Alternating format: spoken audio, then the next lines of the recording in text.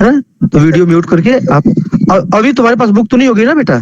No sir. कोई बात नहीं, कोई बात नहीं, कोई बात नहीं, आप बिना बुक के रहिएगा, है ना? तो तुम्हारे पास क्या नोटबुक या पेंसिल पेन वगैरह कुछ है कि नहीं अभी? कुछ नहीं नो लिए हो? सर। बेटा तुम बाहर जा रहे हो तो तुम्हें लेना चाहिए था ना। पेज नंबर अगर बुक ओपन करना है तो पेज नंबर 138 139। चलिए अभी बहुत ध्यान से नोट करिए, कम से कम आपको पेंसिल तो पेन तो रखना चाहिए था ना बेटा, कैसे लिखोगे?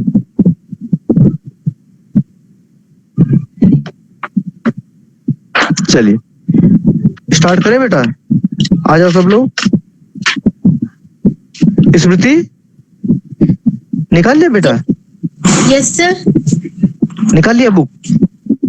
सर एक्चुअली सर मेरी बुक यहाँ पर नहीं है। बुक में आप बाहर हैं ये बताइए, है ना? जी सर। ठीक है, चलो पेन है आपके पास? पेन या पेंसिल, पेन पेंसिल कॉपी कुछ है स्मृति आपके पास? Yes sir, yes sir. ठीक है, आप नोटबुक, आपको एक पेज रख लीजिए, नोटबुक है तो नोटबुक रख लीजिए और पेन या पेंसिल रख लीजिए साथ में। मैं आपको जैसे बताऊंगा वैसे करते जाएंगे आप लोग, ठीक है? बेटा देखो हम लोग फिर से एक बार रिपीट करेंगे, क्लास 5 या 6 से ही आप पत्र लिखना पढ़ते हैं, है ना? लेकिन फिर भी पत्र में जो है थोड़ा बहुत इश्यू रहते हैं, पूरे मार्क्स नहीं मिलते हैं, जो भी रीजन होता हो। हम लोग आज फिर से वही पत्र को पढ़ेंगे, ठीक है? और अगर हम पत्र की बात करें तो पत्र सबसे बड़ी बात है कि पत्र क्या चीज है? संबंधियों की निकटता का एक सुगम और सस्ता साधन है पत्र। देखो पत्र में हम करते क्या है, जैसे वार्तालाप होता है, हम और आप अगर आस पास बैठे हैं, आमने सामने बैठे हैं, नजदीक में बैठे हैं, जबकि हम एक दूसरे की बातों को सुन सकते हैं, तो होता है वार्तालाप। ये मौखिक वार्तालाप हो गया, हम लोग जो है आमने सामने बैठ कर के बातें करते हैं। परंतु यदि आप किसी ऐसे व्यक्ति से बात करना चाहते हो, ठीक है ना, जो आपसे इतनी दूरी पर है जिससे कि आप जो है, जो आपकी आवाज को नहीं सुन सकता, ठीक है, तो उसके लिए दूसरा माध्यम कौन सा होगा? फिर मौखिक वार्तालाप उससे नहीं होगा, फिर हमें उससे जो है लिखित वार्तालाप करना पड़ेगा। और लिखित वार्तालाप करने के लिए फिर हम उसको जो है कुछ लिख करके संदेश भेजेंगे, और वो लिखने का जो तरीका उसको बोलते हैं पत्र। पत्र के माध्यम से एक दूसरे का हाल चाल लेंगे, या एक दूसरे के बारे में या हमारे पास कोई जानकारी है तो उन्हें जानकारी देंगे। तो इस तरीके से संदेश भेजने का जो अर्थ है, संदेश भेजने का जो तरीका, उसको पत्र कहते हैं। ये पत्र दो प्रकार का होता है। तो पत्र क्या है? संबंधों की निकटता का एक सुगम और सस्ता साधन है ना? संबंधों की निकटता का। भाई आप पत्र किसको लिखेंगे बेटा? जिसको आप जानते होंगे, जो आपका इष्ट होगा, जो आपका मित्र होगा, जो आपका अधिकारी होगा, जो आपसे जो जिससे आपका कोई ना कोई संबंध होगा, है ना? तो कह रहे हैं, तो क्या है? संबंधों की निकटता को, संबंधों की निकटता को सुगम और सस्ते साधन के रूप में प्रस्तुत करने का तरीका ही पत्र कहलाता है। यद्यपि यह पत्र कई प्रकार के होते हैं, लेकिन यहाँ पर हम मुख्य रूप से दो पत्रों के बारे में पढ़ेंगे। मुख्य रूप से जो होता है, वेरी गुड, मुख्य रूप से पत्र दो प्रकार के होते हैं, औपचारिक और अनौपचारिक। औपचारिक को बोलते हैं ऑफिशियल लेटर, और उसको बोलते हैं अनऑफिशियल लेटर। औपचारिक पत्र, अनौपचारिक पत्र। अभी हम लोग केवल आज एक के बारे में पढ़ते हैं, ठीक है ना? बहुत ध्यान से पढ़ेंगे और जो बताया जाएगा उसको आप नोट करते रहेंगे, ठीक है ना? और जैसा आपसे पूछा जाएगा आप उस तरीके से रिप्लाई करेंगे, जवाब देंगे, ठीक है? अच्छा, सबसे पहले हम ये समझ लें कि आखिर जब हम पत्र लिखते हैं तो किस प्रकार से लिखा गया पत्र जो है वह अच्छे अंक दिला सकता है हमें, है ना? या हम प्रशंसा के पात्र हो सकते हैं, ठीक है? होता ना, कोई भी काम हम करते हैं तो हम यही चाहते हैं वो काम इतना सुंदर हो, इतना अच्छा हो कि हमें सफलता भी मिले, और साथ ही साथ जो भी उस कार्य को देखे वो हमारी प्रशंसा करे, है ना? प्रशंसा तभी होगी जब कार्य अच्छा होगा, और अच्छा कार्य प्रशंसा के साथ साथ आपको जो है आत्मिक सुकून देता है, आत्मिक शांति देता है, मन को प्रसन्न करता है। तो सबसे अच्छी बात है, दो तीन बातें जो है इंपॉर्टेंट वो हमको ध्यान रखनी है। एक अच्छे पत्र में केवल भाषा की शुद्धता ही आवश्यक नहीं है, ये तो सबसे पहली बात है कि हम अगर कहीं पे बोलते हैं, कहीं पे कुछ लिखते हैं, तो हमारी जो भाषा है वह शुद्ध होनी चाहिए। जितनी शुद्ध होगी वो उतनी प्रभावी होगी। उसके साथ साथ दूसरी बात है कि जो शब्दों का हम प्रयोग करते हैं अपने वार्तालाप में, पत्र में, लेखन में, कहीं पे भी, वो शब्द कैसे होने चाहिए? सरल होने चाहिए। सरल का अर्थ है आसान, है ना? ताकि इससे क्या फायदा होता है? इससे फायदा ये होता है कि हमारी जो बात है वह अधिक से अधिक लोगों को समझ में आ सकती है ना? कम से कम पढ़े हुए लोगों को भी समझ में आ सकती है। और जब हमारी बात जितने अधिक लोगों के पास पहुंचेगी, जितने अधिक लोगों से हमारे विचारों को अधिक लोगों से हमारे विचारों का आदान प्रदान हो सकेगा, हम उतने अधिक सफल माने जाएंगे। ठीक है बेटा? तो दो चीजें पहले ध्यान रखनी है कि हमारी जो पत्र हमारा है उसकी भाषा जो है वह शुद्ध हो। दूसरी बात, सरल हो। और हमारी भाषा शैली मतलब बोलने का तरीका या लिखने का तरीका, है ना? लिखने का तरीका कैसा होगा? जैसी भाषा हम बोलते हैं वैसी भाषा को लिखेंगे ना, तो भाषा शैली बोलेंगे। भाषा को लिखने का तरीका, भाषा को बोलने का तरीका वह भी सुंदर होना चाहिए, है ना? और क्योंकि जब अच्छा सुंदर, कभी कभी ऐसा होता है कि भाषा सुंदर होती है, सरल होती है, शुद्ध होती है, लेकिन इसके बावजूद भी वह सुनने वाले व्यक्ति को प्रभावित नहीं कर पाती। होता है ना, जब कभी कभी अच्छी भाषा में भी स्पीच दिया जाए या अच्छी भाषा, लेकिन तब भी अट्रैक्ट नहीं होता। अब इसके लिए क्या होता है? इसके लिए हमको जो है उचित शब्दों का इस्तेमाल करना होगा। एक ही शब्द, एक ही भाषा के लिए, एक ही जगह के लिए कई शब्द का प्रयोग हो सकता है। तो वहां पर जो शब्द सबसे उचित हो, उस स्थान पर अवसर और समय के अनुसार उस शब्द का प्रयोग हमको करना होगा। तो शब्दों का चुनाव कह सकते हैं, है ना? भाषा हो गया शुद्ध, स्पष्ट होनी चाहिए, मतलब हमारी भाषा को सुन करके सामने वाला व्यक्ति वह हमारे विचारों को, हमारी बात को अच्छी तरीके से समझ जाए। तो भाषा शुद्ध हो गई। लेखनी भी सुंदर होनी चाहिए, लिखावट हमारी। भाषा लोगों को आसानी से समझ में आए, इसलिए भाषा सरल होनी चाहिए। स्मृति, आपका वीडियो ऑफ है, ठीक है बेटा? और उसके साथ साथ जो है भाषा शैली वह आकर्षक होनी चाहिए, ठीक है ना? ठीक। और एक और इम्पोर्टेंट बात बता दें कि जो लिखने का तरीका हमारा है वह थोड़ा दूर दूर होना चाहिए। इतना दूर हो ताकि वो जो है आसानी से पढ़ने में आ सके, ठीक है ना? हो सकता है कि किसी की राइटिंग थोड़ी सुंदर हो, किसी की राइटिंग थोड़ी कम सुंदर हो, है ना? लेकिन इसमें बात नहीं है, यदि आपकी राइटिंग थोड़ी कम सुंदर है परंतु फिर भी आपने दूर दूर लिखा है, तो वह जो है कवर किया जा सकता है। मतलब आप अपने जो पढ़ रहा है उसको या अपनी बात को सुनने वाले को आप जो है प्रभावित कर सकते हैं, ठीक। तो हम इसके अलावा क्या क्या चीजें पत्र लेखन में आवश्यक होता है, क्या क्या अपेक्षा की जाती है, उसके बारे में पहले आपसे बात करते हैं। पहला पॉइंट, पत्र की भाषा सरल, सुबोध। सुबोध का मतलब इतनी स्पष्ट, इतनी साफ हो कि पढ़ी जा सके, है ना? और पठनीय हो। सुबोध का मतलब बोधगम्यता जिसमें हो, मतलब जिसको पढ़ करके कुछ अर्थ हमारी समझ में आ जाए, जिसको सरल बोल देते हो, है ना? जैसे आप अगर संस्कृत वाली शब्द का प्रयोग कर देंगे, तत्सम शब्दों का ज्यादा प्रयोग कर देंगे, तो नहीं, आसान शब्दों का प्रयोग किया जाना चाहिए ताकि पढ़ा लिखा। आपको नहीं मालूम कि जिसको आप पत्र लिख रहे हैं, हो सकता है कि आप अपनी माता को पत्र लिख रहे हो, ऐसी सुंदर शुद्ध हिंदी लिख दीजिए कि वो अगर देहात की है तो बात समझ ना पाए। या आप जो है किसी ऑफिस में पत्र लिख रहे हैं, ठीक है, तो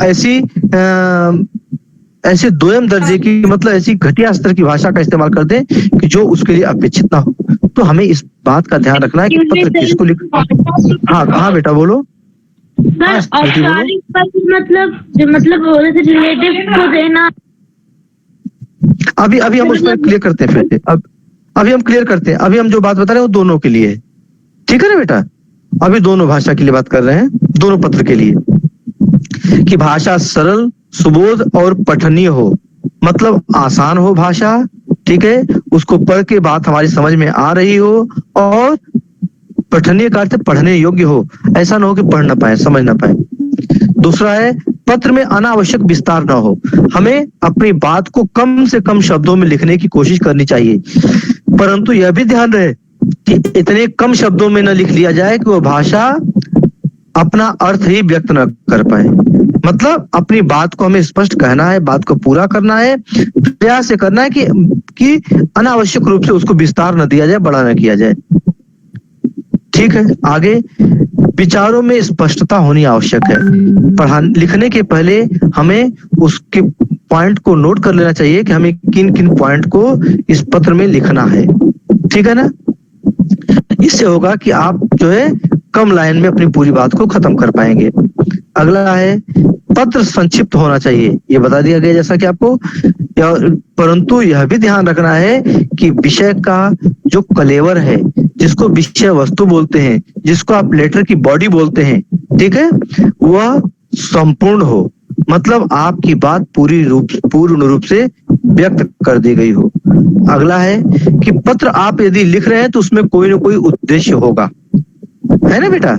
या तो सपोज दैट अगर आप किसी अपने मित्र, अनौपचारिक पत्र अगर आप लिखते हैं तो सपोज दैट हो सकता है किसी मित्र को आप जो है बधाई दे रहे हो, किसी मित्र अथवा अगर सगे संबंधी को आप निमंत्रित कर रहे हो, है ना, या उसका कुशल क्षेम पूछ रहे हो, या कोई सफलता पर उससे संबंधित, या कोई दुर्घटना हो गई है और उसके लिए आप शोक संवेदना प्रकट कर रहे हो, ये तो दो चार चीजें होती हैं। औपचारिक पत्र की बात कर लें तो आपके पास कोई एक समस्या होगी, उस समस्या का समाधान आप अपने किसी अधिकारी, अपने टीचर, अपने विद्यालय या क्षेत्र के किसी अधिकारी को आप समस्या से अवगत करा रहे होंगे, और साथ ही साथ यह अपेक्षा भी आप कर रहे होंगे कि आपकी समस्या का समाधान निश्चित रूप से कानून के अनुसार किया जाएगा।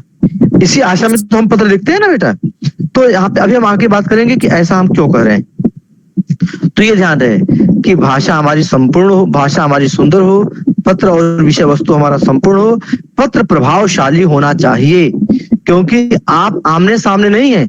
जब हम आमने सामने होकर किसी से बातें करते हैं तो हमारा व्यक्तित्व जो होता है वह हमारे चेहरे का हाव भाव, जिसको बॉडी जेस्चर बोलते हैं, हमारे शरीर का मूवमेंट, हमारे शरीर का हाथ पैरों का हिलना डुलना, ठीक है, संचालन जिसको बोलते हैं, शारीरिक संचालन, ठीक है, तो और हमारे चेहरे का जो एक्सप्रेशन होता है, भाव भंगिमा, है ना, ये सब चीजें भी कुछ ना कुछ व्यक्त करती हैं। लेकिन चूंकि हम जिस व्यक्ति को पत्र लिख रहे हैं हम उसके सामने उपस्थित नहीं हैं, अतः अब सब कुछ बातें हमें क्या करना होगा, लेखनी के माध्यम से पहुंचाना है। तो ये चीजें हैं कि हमारी भाषा इतनी प्रभावशाली हो कि दूसरा जो भी उसको पढ़ रहा है, जो भी उसको सुन रहा है, जिसके लिए लिखा गया है, वह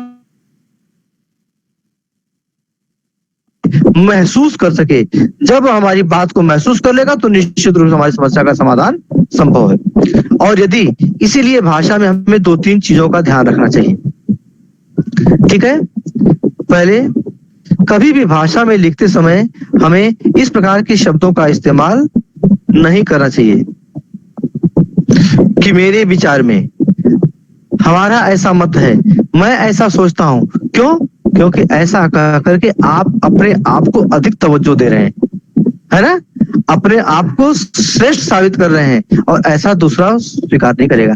आप सपोज दैट अपने प्रिंसिपल को पत्र लिख रहे हैं, है ना, किसी चीज के लिए, सपोज दैट आपके यहाँ कोई परेशानी है और आप जो छुट्टी लेना चाहते हैं, या आप दूर से स्कूल से आते हैं, ऐसा मान लो आप दूर से स्कूल से आ रहे हैं, आपके स्कूल में कैंटीन नहीं है, आप दूर से स्कूल से आ रहे हैं और आपने कहा कि प्रिंसिपल मैम अगर यदि यहाँ पे कैंटीन खुल जाती तो हमारे खाने पीने की व्यवस्था बढ़िया हो जाती, क्योंकि हम सुबह आते हैं, सुबह चलना पड़ता है, दूर होने के नाते स्कूल घर, और हम जो है लंच नहीं कर पाते हैं या वहां पे ब्रेकफास्ट नहीं कर पाते हैं और लंच लेके नहीं आ पाते हैं। तो आया आपकी समस्या, ये स्कूल की समस्या नहीं है। सही करे गलत करे बेटा, ये आपकी समस्या है। अब आपकी समस्या के लिए स्कूल इतने संसाधन क्यों लगाएगा? अगर आपने स्कूल से कह दिया कि कैंटीन खोलने के लिए, तो स्कूल आपके लिए कैंटीन क्यों खोल देगा भाई? सही करे ना। स्कूल को खोलने का आपको तरीका बताना होगा। क्यों? जब आप स्कूल से अगर कैंटीन खोलने के लिए कहते हैं तो पहली बात तो आपको अपनी समस्या बतानी होगी। पत्र में तीन चार बातें लिखनी जरूरी होती है। पहली बात, आप जो विषय लिखते हैं वो जो विषय लिखते हैं ना पत्र में, विषय आपका जो है वो सरल हो, स्पष्ट हो और संक्षिप्त होना चाहिए। वो समस्या उसमें होनी चाहिए, किस विषय को लेकर पत्र लिख सपोज दैट आपने पत्र लिखा मैम को, तो आप सबसे पहले समस्या बताएंगे कि आपका विद्यालय आपके घर से बहुत दूर है, जिसके कारण आपको घर से सुबह चलना पड़ता है।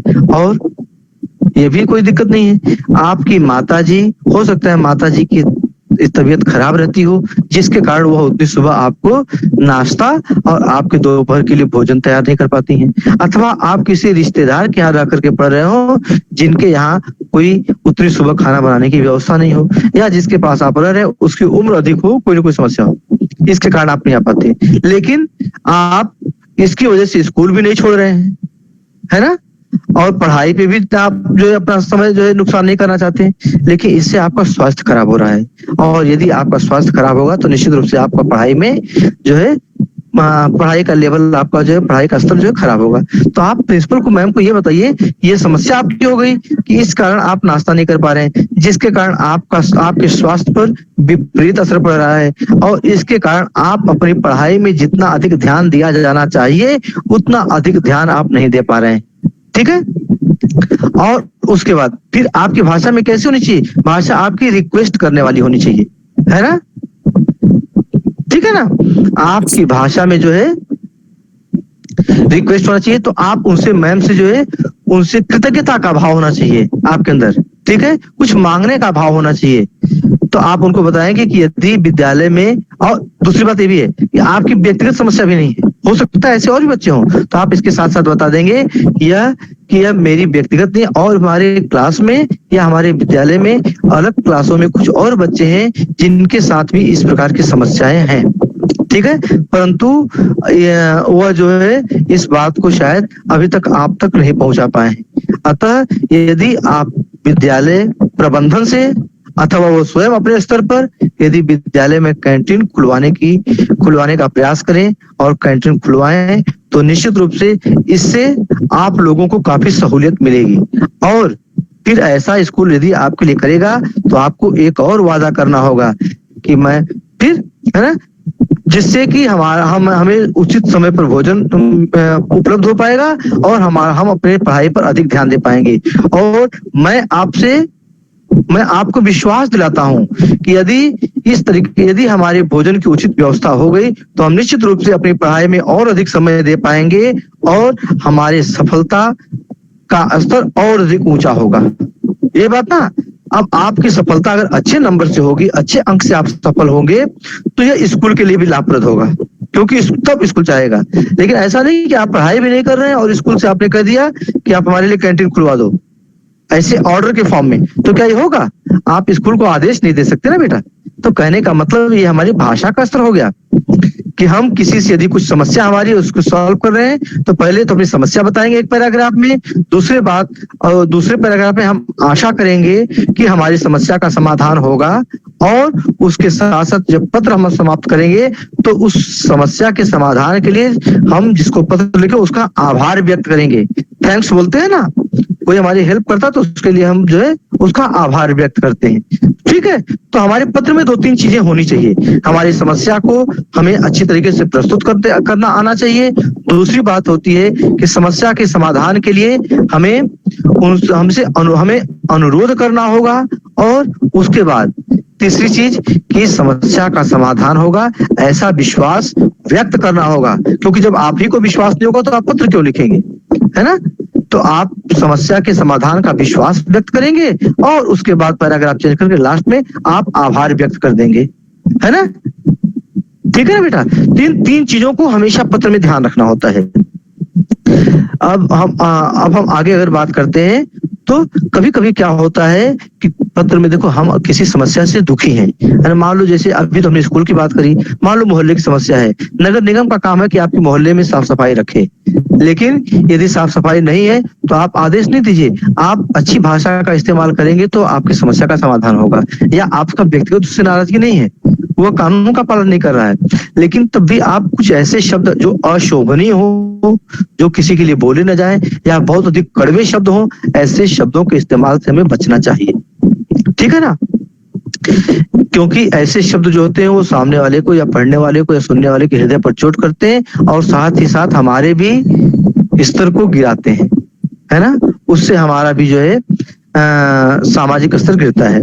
आगे हमें ध्यान रखना होगा कि पत्र में कहाँ पर हमें विराम चिन्ह लगाना है, अर्थात कॉमा कहाँ पे लगाना है, कहाँ पे हमें पूर्ण विराम लगाना है, कहाँ पे अल्प विराम लगाना है, कहाँ पे अर्ध विराम लगाना है। ठीक है ना? तो ये और इसके साथ व्याकरणिक नियमों का पालन होना चाहिए, मात्राओं की गलतियां ना हो। और दूसरी बात अगली कि पत्र का जो फॉर्मेट होता है, पत्र को हम ऐसे नहीं लिखेंगे, हमेशा होता है पत्र का एक फॉर्मेट होता है जिसको पत्र का प्रारूप कहते हैं हिंदी में। उस पत्र के प्रारूप की जानकारी हमको भली भांति होनी चाहिए। यदि हमने सब कुछ सही लिखा लेकिन पत्र का प्रारूप सही नहीं है तो भी हमें पूरे नंबर नहीं मिलेंगे। हमारा अंक जो होता है, अगर 5 नंबर का पत्र हमारा है तो 2 नंबर 1 नंबर, है ना? प्रारूप पे 2 नंबर होते हैं। इसलिए पत्र का जो फॉर्मेट है, पत्र का जो प्रारूप है, वह हमें अच्छी तरीके से समझ में आना चाहिए। बेटा मेरी बात समझ में आ रही है आप लोगों को सबको? और नरेश कोई बात ना समझ? स्मृति समझ में आ रही बेटा बात? जी सर मैं सुन रही। हाँ, आपने जो पूछा उसको मुझे याद है, मैं अभी लास्ट में उसको क्लियर करूंगा। असीम समझ रहे हो बेटा? Yes sir. हाँ, और बताओ क्या बात है, पूछिए। सहूलियत का क्या? हाँ बेटा, सहूलियत जो अभी आपने बोला था। हुलिया? सहूलियत सहूलियत सहूलियत का आसानी, सहूलियत का मतलब आसानी, है ना? मतलब हम जो पत्र लिख रहे हैं ना, उसमें जो है दूसरे जो जिसके लिए पत्र लिख रहे हैं, जो पढ़ रहा है पत्र को, वो भाषा को आसानी से समझ सके। ठीक है ना? तो पत्र के प्रारूप पर विशेष ध्यान देना होगा हमें, और जो हमारे पत्र लिखने की जो पंक्तियां हैं एकदम सटाकर नहीं लिखी जाए। हमने बताया ना, उचित गैप किया जाए, उसमें उचित जो है स्थान छोड़ दिया जाए, जिससे कि हमारी लेखनी जो है वो सुंदर लगे और बात समझ में आए। उसके बाद विषय वस्तु का हमें पूरा ध्यान रखना होगा। और हमने बताया ना कि अनुच्छेद बनाकर पैराग्राफ में 3 चीजों को हमें लिखना है। समस्या को लिखना है, समस्या के समाधान की अपेक्षा करनी है ना? और तीसरी बात है, अपनी समस्या लिखनी है और प्रयास ये करना चाहिए कि यदि हम समाज के लिए लिख रहे हैं, सबके लिए लिख रहे हैं, तो समस्या हमारी व्यक्तिगत न हो, मोहल्ले की समस्या उसको बताएं भी, है ना? इससे कितना नुकसान हो रहा है। ठीक है ना? तो प्रयास ये करें कि व्यक्तिगत समस्या को व्यक्तिगत न बनाकर थोड़ा सा बनाए। ऐसा नहीं कि कोई व्यक्तिगत समस्या, बीमार आप हैं तो पूरे मोहल्ले को बीमार बताएंगे, नहीं। अगर बीमार के लिए छुट्टी आप ले रहे हैं तो आप अपनी ही बीमारी बताएंगे, है ना? उसमें भी आप ये बता सकते हैं कि अगर मैं अभी छुट्टी ले लेता हूँ तो 2-3 दिन की पढ़ाई नुकसान होगी, यदि मैंने अभी ध्यान नहीं दिया तो शायद इसकी वजह से मेरी पढ़ाई अधिक नुकसान हो जाए, है ना?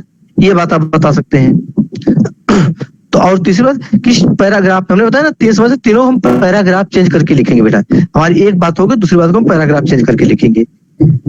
और पत्र जो है प्रयास ये करें कि बहुत बड़ा ना हो, 100 से 120 शब्दों में हमारा पत्र जो है वो समाप्त हो जाए। साथ ही साथ पत्र को लिखते समय यह इस बात का भी ध्यान रखना है कि प्रयास करें पत्र जो है जिस भी पेज पर लिखे उस पेज पर सबसे स्टार्टिंग से लिखे, ऊपर से, और इसलिए पत्र हमारा उसी पेज में लास्ट तक आते आते खत्म हो जाए।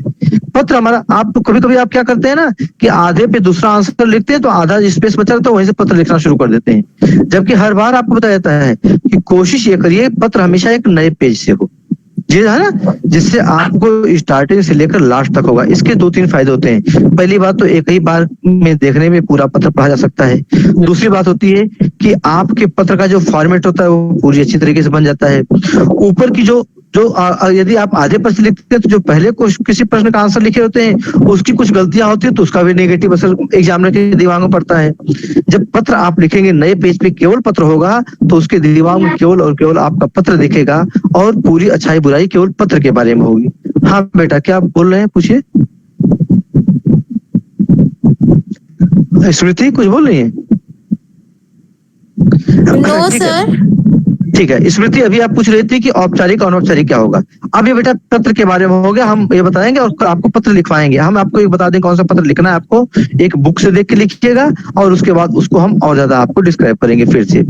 ये तो पत्र का पूरा फॉर्मेट है। दूसरी बात बेटा देखो कि जैसा स्मृति ने पूछा, पत्र यहाँ पे मुख्य रूप से दो तरीके से होंगे, औपचारिक और अनौपचारिक। औपचारिक पत्र में कई तरीके के पत्र आते हैं। यहाँ पे शासन स्तर का पत्र भी, हालांकि बाद में जाके इसको हम और कैटेगराइज करेंगे, लेकिन यहाँ पर जो आप पढ़ेंगे औपचारिक और अनौपचारिक दो ही प्रकार के पत्र पढ़िए, ठीक है। और सब जो है जो चाहे अनौपचारिक में चाहे औपचारिक के अंदर शामिल किया गया होगा। औपचारिक में हमारा व्यावसायिक पत्र होगा जो हमारे बिजनेस से रिलेटेड है, व्यवसाय से रिलेटेड। दूसरा होगा ऑफिशियल, जो हमारे अधिकारियों को पत्र लिखा जा रहा होगा, ठीक है। चाहे वो नगर निगम का अधिकारी हो, चाहे स्वास्थ्य का अधिकारी हो, चाहे किसी का सामाजिक अधिकारी हो, या हमारे विद्यालय का या हमारे ऑफिस का कोई अधिकारी हो, ठीक है ना। इसी में हमारे प्रधानाचार्य, कर्मचारी, अध्यापक या किसी बुक के जो प्रकाशक है ना, ये सबको, किसी दुकानदार को ये सब पत्र लिखे जा सकते हैं, सब इसी औपचारिक में ही आएंगे। दूसरा अनौपचारिक पत्र, जैसा स्मृति आपने पूछा था, अनौपचारिक पत्र का मतलब ये होता है कि जो ऐसे पत्र जो हम अपने मित्रों को, अपने रिश्तेदारों को या अपने सगे संबंधियों को लिखते हैं, ठीक है ना। Okay sir. हाँ, ये पत्र जो है अनौपचारिक पत्र कहलाते हैं। इसमें मुख्य रूप से पत्र आते हैं बधाई पत्र, निमंत्रण पत्र या शोक संवेदना व्यक्त करने वाले पत्र, ठीक है ना। इस प्रकार के पत्र आते हैं। अब आपको दो तीन चीजें और ध्यान बता दें हम कि दोनों पत्र लिखते समय एक बात का ध्यान रहे कि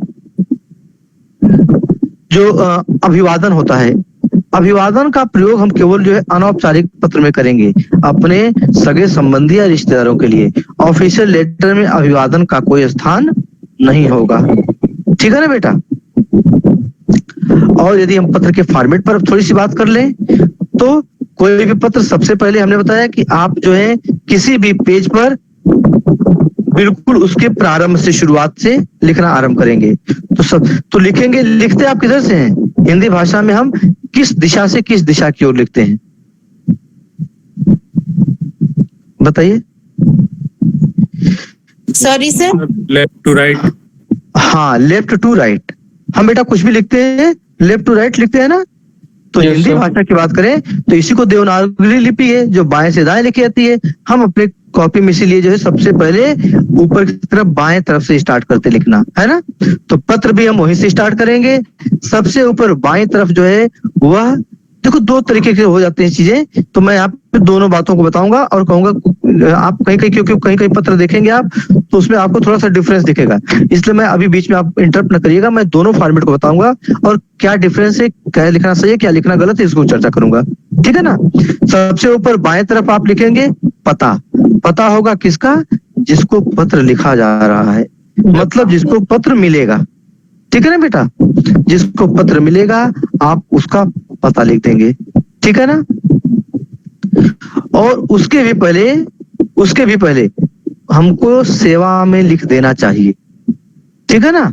इंग्लिश में कहीं कहीं बताया जाता है कि टू नहीं लिखा जाता है अब, ठीक है। आपको इससे मतलब नहीं है, आप हिंदी में लिखेंगे, सबसे पहले सेवा में लिख देंगे, कॉमा लिखेंगे, उसके बाद नीचे लाइन में जिसको भी पत्र भेजा जा रहा है, मतलब पत्र पाने वाले का पता पूरी तरीके से।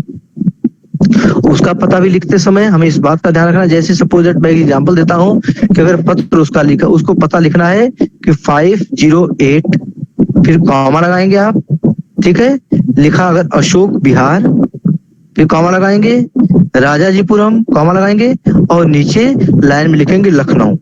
मतलब जो शहर होगा, जो डिस्ट्रिक्ट होगा, वह लास्ट लाइन में होगा और वहां पर पूर्ण विराम लगेगा, ठीक है। यदि आपको पिन मालूम है तो आप नीचे जो है उत्तर प्रदेश लिख करके और उसका डैश करके पिन लिख सकते हैं।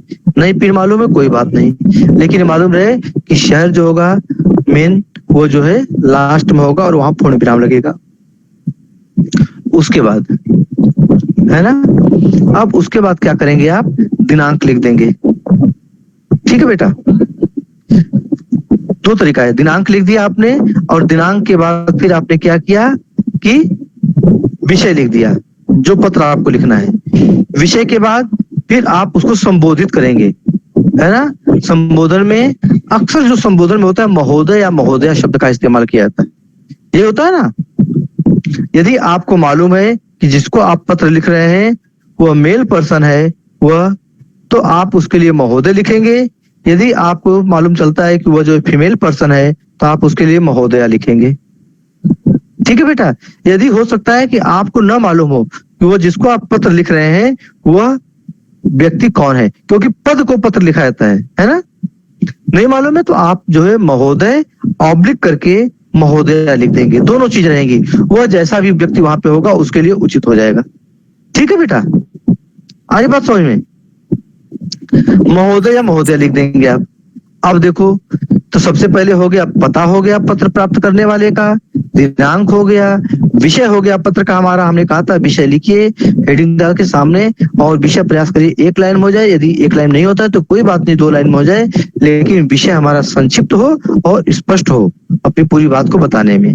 उसके बाद संबोधन हो गया महोदय या महोदया, कॉमा लग गया, और उसके बाद जो है फिर हमारा जो है पत्र प्रारंभ होगा। महोदय महोदय के बाद पत्र लिखेंगे, और पत्र में जो है हम पत्र को आरंभ करने के समय इस बात का ध्यान रखेंगे कि महोदय या महोदया से जो हमने संबोधित किया है उसके बाद सविनय निवेदन है कि, ठीक है, मतलब बड़ी ही विनम्रता से जो है, या विनम्र अनुरोध है, ऐसे भी कर सकते हैं। ठीक है, मतलब इसी का विनम्रता के भाव से आप अपने पत्र का प्रारंभ करेंगे।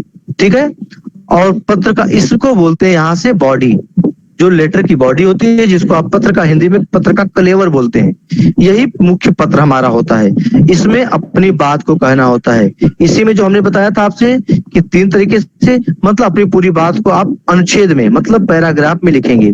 पहले क्या करेंगे, आप उनसे अपना संबंध बताते हो, जैसे आपने स्कूल को लिखा है तो आपका नाम अपना, कि मैं, अपना नाम रहेगा, मैं इस कक्षा का, आपके इस विद्यालय में इस कक्षा का विद्यार्थी हूँ। ठीक है, और उसके साथ फिर अपनी समस्या आप बताएंगे।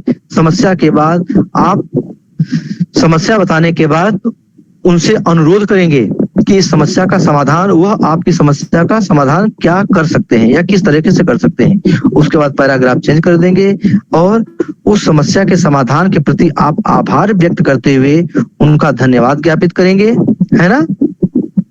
और उसके बाद फिर बाएं तरफ नीचे आप आभार व्यक्त करने वाले शब्द, है ना, धन्यवाद का प्रयोग करेंगे या धन्यवाद का प्रयोग करेंगे। और उसके बाद पत्र जो है आपका समाप्त होगा। समाप्ति के लिए जो है, अगर देखो पत्र में आपने जो उसका जो अंतिम वाक्यांश है, आभार प्रकट करते हुए आपने लिखा, यदि ये लिख दिया कि मैं आपका अत्यंत आभारी रहूंगा, है ना, तो फिर उसके लिए कहीं क्षमा लिखना, हमें क्षमा करिए, हमें कष्ट, इस बात को लिए कष्ट है, ऐसे शब्दों का प्रयोग नहीं करना चाहिए, है ना, कि इसके लिए हमें क्षमा दीजिए, क्षमा कर दीजिए, या इस बात के लिए हमें कष्ट, इन सब शब्दों का नहीं प्रयोग, केवल आभार व्यक्त करिए, है ना, इसके लिए हम आपके अत्यंत आभारी रहेंगे, मैं आपका अत्यंत आभारी रहूंगा। और उसके बाद जो पत्र को समाप्त करिए। समाप्ति पर हम करें, यदि आप अब अपने आप को ध्यान देना है, यदि आप जो है मेल है, पुरुष है, तो आप भौतिक शब्द का इस्तेमाल करेंगे, और यदि आप जो है स्त्री है ना, फीमेल है, तो आप अपने लिए भौदिया शब्द का इस्तेमाल करेंगे। यह प्रयास होता है, यह ऐसा शब्द है भौदिया जो कॉमन रूप से ऑफिशियल लेटर में यूज होता है, ठीक है ना। लेकिन यदि आप स्कूल के लिए लिख रहे हैं तो आप जो है प्रार्थी भी लिख सकते हैं, है ना। लेकिन आपको यदि समझ में ना आए तो भौदी ऐसा शब्द है जो सबके लिए हो सकता है, तो भौदी या भौदिया लिख करके जो है आप कार्य चला सकते हैं, ठीक है ना बेटा। उसके बाद नीचे अपना नाम रहेगा और अपना पता रहेगा, ठीक है ना। अब यहाँ पर एक चीज ध्यान रखो, जो ऊपर हमने आपको बताया था सबसे ऊपर, कहीं कहीं पर क्या होगा बेटा कि नीचे आपने जो अपना नाम लिखा है, अपना पता लिखा, उसके नीचे दिनांक लिख दिया, ठीक है। कहीं कहीं कर क्या होता है कि जो लास्ट में आपने नाम लिखा है इसको छोड़ दीजिए, नाम के बाद जो आपका पता और दिनांक सबसे नीचे लिखा है ना आपने, पता, अपना पता और दिनांक, इसी को उठा करके ऊपर कर देते हैं, विषय वस्तु से ऊपर, जो विषय जो आपने लिखा है ना उसके जस्ट ऊपर। मतलब ऐसे भी हो सकता है कि जिसको पत्र मिल रहा है उसका सेवा में लिख करके जिसको पत्र भेजा जा रहा है उसका पद और पता हो गया, उसके बाद आप अपना पता लिखते हैं और दिनांक लिखते हैं, और उसके बाद जो विषय लिख करके संबोधन करते हुए पत्र प्रारंभ करते हैं, ठीक है। तो जो नीचे वाला फॉर्मेट है इसको ऊपर भी सेकंड स्टेज पे लिख दिया जा सकता है, सेवा में और पत्र प्राप्त करने वाले के पास। ये मॉडर्न तरीका है। तो कहीं कहीं पे बुक में आपको ऊपर भी लिखा हुआ मिल जाएगा आपका पता, और कहीं कहीं पे नीचे भी रहेगा। नीचे आपका पता और दिनांक नीचे भी हो सकता है, आपका पता और दिनांक पत्र प्राप्त करने वाले के पते के बाद भी हो सकता है। और पत्र सब, इसलिए अगर ऐसा लिखते तो सबसे अच्छा रहेगा, ऊपर सेवा में लिखिए, फिर उसके बाद पत्र पाने वाले का पद और पता, उसके बाद अपना पद और पता, फिर दिनांक, फिर विषय वस्तु। ये मॉडर्न तरीका, ये सही है। लेकिन यदि आप नीचे भी इसको लिख देते हैं तो भी गलत नहीं कहा जाएगा। इसलिए यदि आपको अलग अलग बुक में कहीं अगर देखने को मिलता है कि इस तरीके से लिखा, तो आप उसके लिए कंफ्यूज मत होइए कि हमें कैसे लिखना है। बात समझ में आ गई बेटा? तो इस तरीके से ये हो गया। अब आपको मैं एक पत्र बता रहा हूं लिखने के लिए, औपचारिक पत्र। आप ऐसे पत्र लिखेगा कि मान लीजिए कि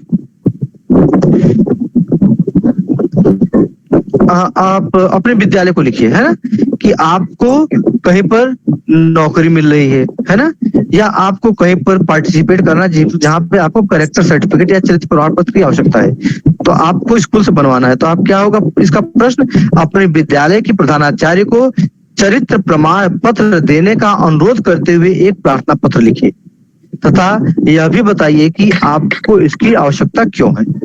ठीक है, इस पे आप पत्र लिख कर खिलाएंगे। आपकी बुक में होगा ये पत्र, ठीक है, बुक में देखेंगे तो स्टार्टिंग में औपचारिक पत्र में ये पत्र होगा। ठीक है ना बेटा?